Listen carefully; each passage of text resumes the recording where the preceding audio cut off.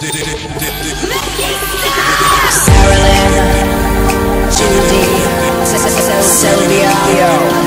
tell them how you feel, girl.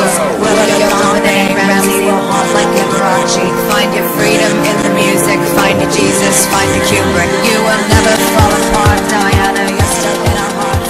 Never let you fall apart together. Hi, my name is Letty. I agreed to this video with Raymond because I love him and he's a wise person with his philosophy, and his answers that he gives are always useful, and it's just another point of view that I don't have, you know, looking at it from someone else's perspective. And his perspectives are always right on, and I do take his advice a lot of the times, and I want to share that with you guys. And this is Raymond. Okay, that's it. I don't want to say nothing by myself. Okay, we'll go with me. Hi guys. Okay, so I want to say thank everybody for submitting so many questions. When I put out the post on my Facebook, I was thinking like, oh, I don't know if anybody's gonna give me answers. And right when I put it up, I got a flood of questions. So I summed it down to a short because there were so many, and I picked out the first ones, and I will say the names of the people that did the first questions that answered, because I really appreciated them for giving me those questions so quickly. So for the first couple of questions, we're going to say the names of the people and I'll answer them, and then after that I'll just go ahead and answer the questions, and if it's you, then I answered your questions. So go ahead. We're going to go with our first question. Okay, your first question happens to be from me. I want to know, when was the first time you were really okay with being you? The first time I can say that I was me was about last year, because leaving a difficult relationship and having to choose somebody that was with me for so many years and moving on, and I forgot myself and I forgot everything for somebody. So I could say about last year, I felt like I knew myself. I got to know myself through that period of time, and I think that happens with every relationship. You get with somebody and then you build that love and you build that routine and you build that character with them, and then once the love dies down, you're alone. You're in those four walls, and the silence is the loudest thing. So you have to get to know yourself and learn how to love yourself, and learn how to, instead of the silence being a loud noise at night, learn to make it a rhythm and a melody in your head where you can go to bed at night. So okay. First question is from Xavier. It says, what do you feel about cyber sex? Or how do you feel about cyber sex? Dating. Oops. Well, my bad. Oh God. What's on your mind? I know. Oh, gosh, I'm so bad at that. I'm sorry. That's the only thing I think I look at on the internet. No, no, just kidding. No, but I'm sorry. Let me rephrase that, or let me repeat that question. What do you feel about cyber dating? Cyber dating, and it's from Xavier Rodriguez. So about cyber dating, I think that with Facebook and MySpace and all that, adding people and getting to know them and reading their bios and stuff, that's all cyber dating.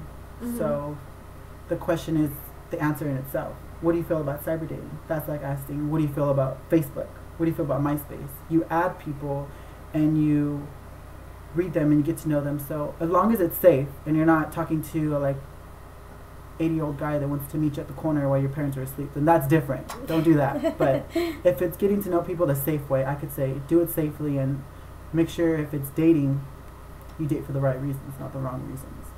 Okay, next question is from Kyle. Why do you love me? Well, Kyle, let me tell you something about Kyle.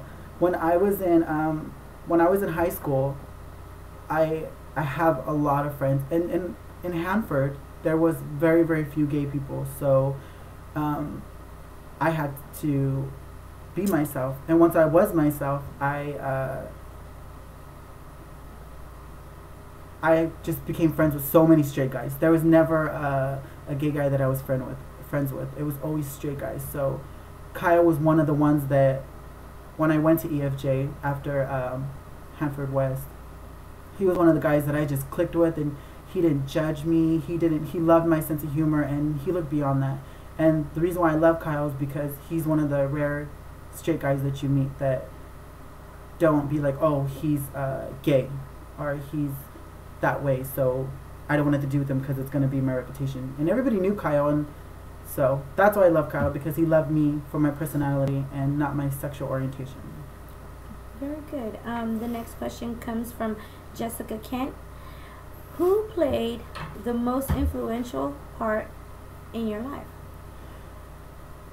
I can honestly say that when I was in 5th grade, I was in Fresno, and I had this one lady. Her name was Margie Waters, and I was I was in 5th grade, going on 6th grade, and she was the older adult that knew I was gay, and kids made fun of me because of the way I talked. But then again, people always do that. Yeah, they even make fun of the way I talk. And so she influenced me because she fought for me. And one thing she fought for me was she gave me my voice in school. She told kids, don't make fun of him, and she would always tell on the kids that would make fun of me. So she influenced me to be myself at a very early age when I didn't even know who I was or my sexual preference at the time. So she influenced me. Okay, the next question is from Melissa. Okay, in your junior we could have went to that later. Okay, go ahead. Okay, next question, I'm sorry, is from Amy. And why did Lady Gaga wear her meat dress? That's a simple question. People always judge Lady Gaga's fashion, and that's the one thing that's difficult to discuss because not everybody gets it. But the reason why she wore her meat dress is because back in 2010, even 2011, they kicked out 32,000 troops for being gay in the military. And that's not right, because if somebody's going to war and if they're gay and they're fighting for your freedom and they're fighting for your freedom and your freedom, then why shouldn't they have that right to be who they are and marry who they want and have that freedom in the public and freedom in the community? And the reason why she wore that dress is because it meant they're taking so many rights away from gays. They're going to take as much rights as the meat on our bones. So that's why she wore the meat dress. It was a symbol saying that people are going to take so many rights away from us that all we're going to have left is the meat on our bones. So that's why she wore it. Cool, I did not know that. So very informational. Let me see. Next question is from Alyssa. Okay, in junior high school, we were both in the talent show, and I wanted to know how you felt before the show. Were you nervous? Did you worry about what everyone was gonna think about you afterwards? Well, I remember in 7th grade, I went to JFK in Hanford, and everybody didn't know me. I was like the new kid in town. And Hanford is a very, very small place. It's one of those places where, as an example, you go to a supermarket and you hear those two ladies, oh, did you hear about Miss Robinson? She got a new car. I wonder why she got a new car. And then like the whole town's talking about it. So I was the new kid in town. And the way I talked and the way I act was gay. And so 7th grade, I didn't have no friends. I had very little friends, and I had this talent show, and it's the most talked about thing even still today. And that's very, very my moment in life, because I didn't have anything to lean on. And there was a talent show, and I liked Shakira at the time, and I still do. And Shakira was very, very, very, very taught me just be yourself as well. So I didn't want to do the talent show because I was like, oh man, people are gonna judge me, and but my mom was just like, do it. Don't care what anybody says, just do it. And so I sat there and I was waiting for my bit to come up. And with Alyssa Sanchez, I could tell you that she was one of the girls that, like, I know from when I was in school that she was like, not to be mean, but she was like the weird one, and like I was the gay one. So it's kind of like people separated themselves. And so when she got on stage, she sang so beautiful, and people applauded, and she felt happy. And I was so nervous, and I was just like, dang, I'm going to belly dance for all these people, and they're going to be like, oh.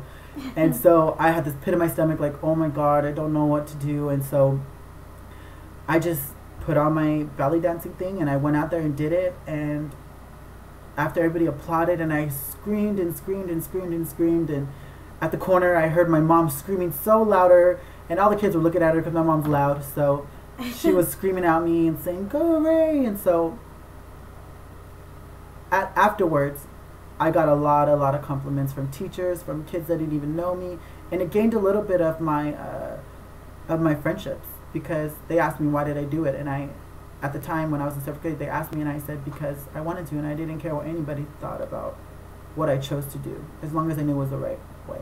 So, yeah. Okay, next question is from Jessica Kent and Vincent Nunez. You have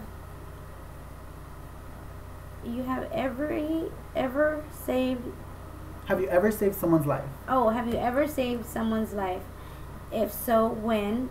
And what made you make this video? Jessica actually asked me, have you ever saved someone's life? And Vincent asked me, when did you make this video? And I'm going to tie both the questions together, because it brings me to this point.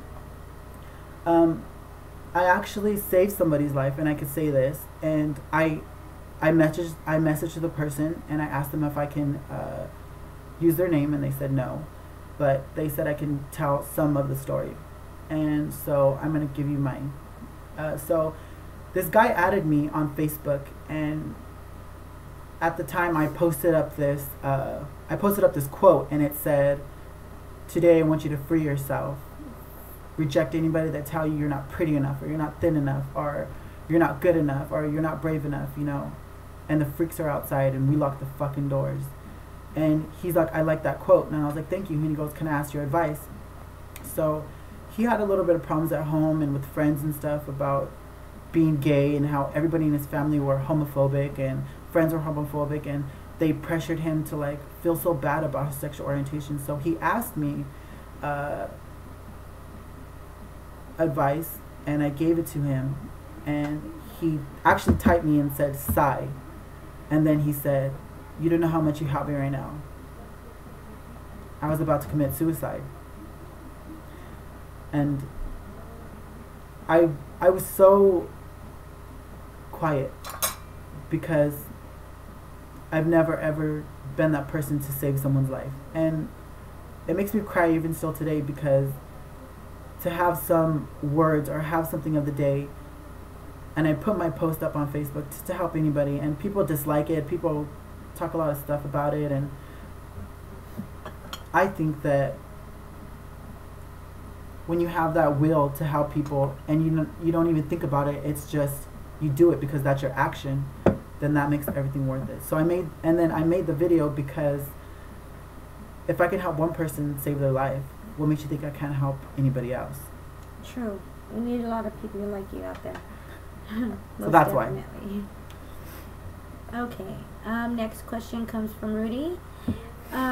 He says, my question is, if you were a celebrity, who would you be and why? If I was a celebrity, well, people always tell me, you look like Britannia, from The Rock of Love, and because of my piercings, but I took them out. But people always tell me that. So if I would be a celebrity, I would be her, just to be like, I know how it feels to be you already. So, yeah. Okay, next question is from Vincent. What type of guys do you like? The relationship questions. Even celebrities try to keep away from those ones.